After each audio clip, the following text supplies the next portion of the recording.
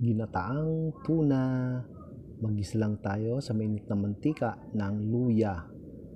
Lagay na rin natin ang sibuyas, pati na rin ang bawang. Halu-haluin lang natin at isunod natin ang kamatis para palambutin.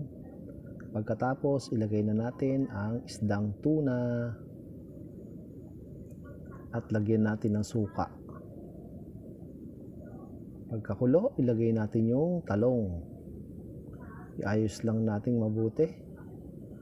At pagkatapos maglagay din tayo ng paminta, pati na rin ang asin.